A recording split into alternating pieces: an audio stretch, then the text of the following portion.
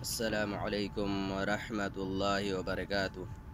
الحمد للہ رب العالمین والصلاة والسلام علی رسولہ الکریم اما بعد فاعوذ باللہ من الشیطان الرجیم بسم اللہ الرحمن الرحیم رب اشرح لی صدری ویسر لی امری واحلل عقدۃ من لسانی یفقہوا قولی۔ پیارے سامعین، درس حدیث کے اس پروگرام میں آپ کا استقبال ہے۔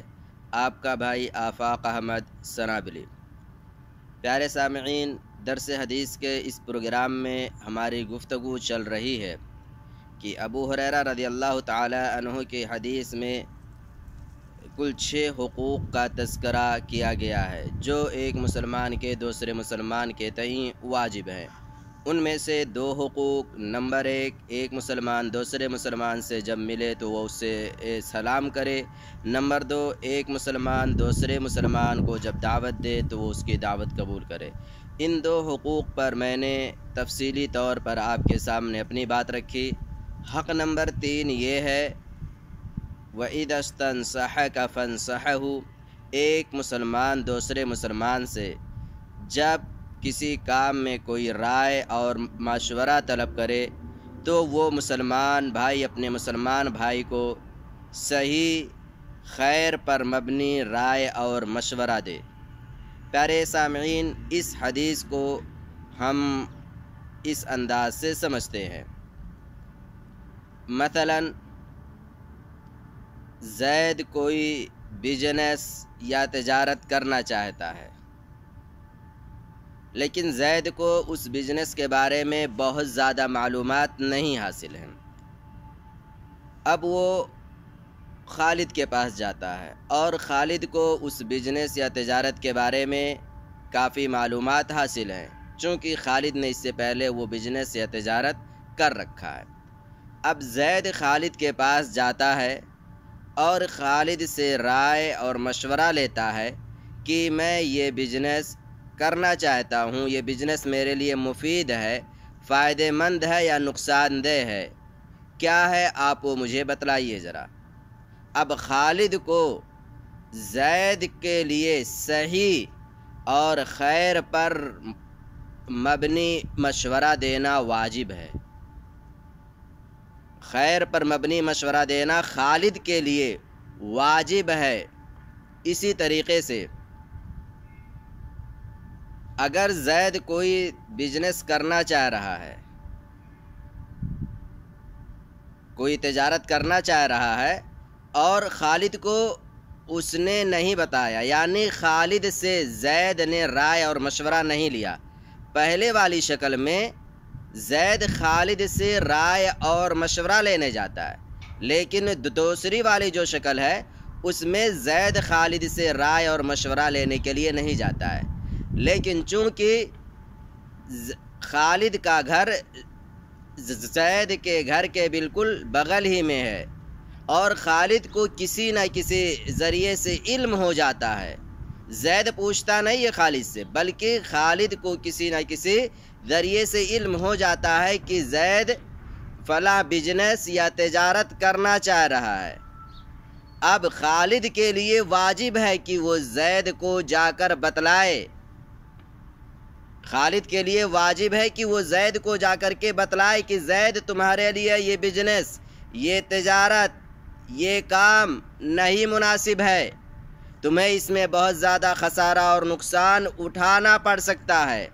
خیر اور بھلائی پر رائے اور مشورہ دینا مسلمانوں کے باہمی حقوق میں سے ایک حق ہے، جس کی پاسداری کرنا، جس کی ادائیگی کرنا، جس کا خیال رکھنا ایک مسلمان پر واجب ہے۔ اگر ایسا نہیں کرتا ہے ایک مسلمان، اگر آپسی حقوق کا خیال نہیں کرتا ہے مسلمان، تو پھر یاد رکھیں پیارے سامعین کہ وہ شخص گنہگار ہوگا اور اس دنیا میں بھی وہ نقصان اٹھانے والوں میں سے ہوگا اور آخرت میں بھی وہ شخص نقصان اٹھانے والوں میں سے ہوگا۔ انس بن مالک رضی اللہ تعالیٰ عنہ کی ایک حدیث ہے، آپ صلی اللہ علیہ وسلم نے ارشاد فرمایا لا یؤمن احدکم حتی یحب لأخیہ ما يحب لنفسه رواہ مسلم۔ انس بن مالک رضی اللہ تعالیٰ عنہ کہتے ہیں ایک شخص، ایک مسلمان مومن کامل نہیں ہو سکتا، اس کا ایمان مکمل نہیں ہو سکتا ہے یہاں تک کہ وہ اپنے بھائی کے لیے وہی چیز پسند کرے جو اپنے لیے پسند کرتا ہے۔ جب ایک مسلمان کے اندر یہ صفت پیدا ہو جائے گی تو ایسی صورت میں وہ کامل ایمان والا ہو جائے گا۔ لیکن پیارے سامعین، ایک بات کی میں وضاحت کرنا چاہتا ہوں کہ ایمان کے بہت سارے اجزاء ہیں جو احادیث رسول صلی اللہ علیہ وسلم کے اندر بیان کیے گئے ہیں۔ انہی اجزاء میں سے، انہی جزئیات میں سے ایک جز یہ بھی ہے کہ ایک مسلمان اپنے بھائی کے لیے وہی چیز پسند کرے جو اپنے لیے پسند کرتا ہے۔ لیکن معاف فرمائیے گا پیارے سامعین، آج یہ عادت، یہ صفت ہمارے اندر سے مفقود ہو چکی ہے۔ آج ایک مسلمان تو دوسرے مسلمان کے تئیں خیر خواہی سوچے، بھلائی کا کام سوچے، ایسا آج ہمارے معاشرے کے اندر نہیں ہے۔ الا من رحم ربی، آج ایک مسلمان تو دوسرے مسلمان کے تئیں اس پریشانی میں مبتلا رہتا ہے کہ میں کس طریقے سے اپنے مسلمان بھائی کو نقصان پہنچا دوں، میں کس طریقے سے اسے پیچھے ہٹا دوں، میں کس طریقے سے اس کی ٹانگ کھینچ دوں کہ وہ مجھ سے آگے نہ نکل سکے، کس طریقے سے میں کون سا حربہ اپناؤں جس کو اپنانے کی وجہ سے وہ میرا مسلمان بھائی ہمیشہ دکھ، درد، پریشانی، ابتلا، آزمائش میں مبتلا رہے، اسے اس دنیا کے اندر کبھی آرام و آسائش نصیب نہ ہو۔ آج ایک مسلمان کو یہ فکر دامن گیر رہتی ہے۔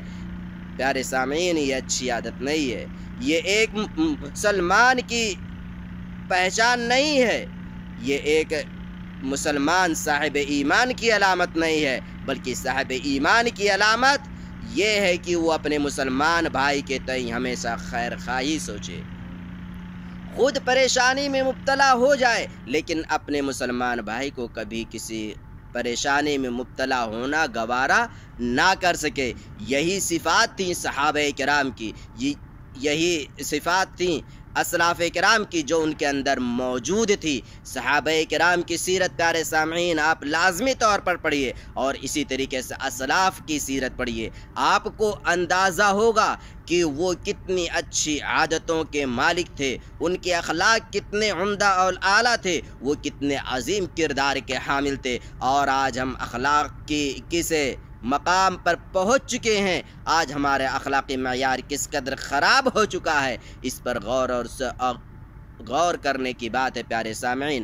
تو خلاصہ کلام اس حدیث کے ٹکڑے کا یہی نکلا کہ ایک مسلمانوں کے باہمی حقوق میں سے ایک حق یہ بھی ہے کہ وہ اپنے مسلمان بھائی کے تئیں خیر خواہی سوچے، ہمیشہ اپنے مسلمان بھائی کے تئیں خیر خواہی سوچے۔ اللہ تبارک و تعالیٰ سے دعا ہے کہ الہ العالمین تو ہمیں پیارے رسول صلی اللہ علیہ وسلم کی احادیث مبارکہ پر عمل کرنے کی توفیق دے، آمین۔ السلام علیکم ورحمۃ اللہ وبرکاتہ۔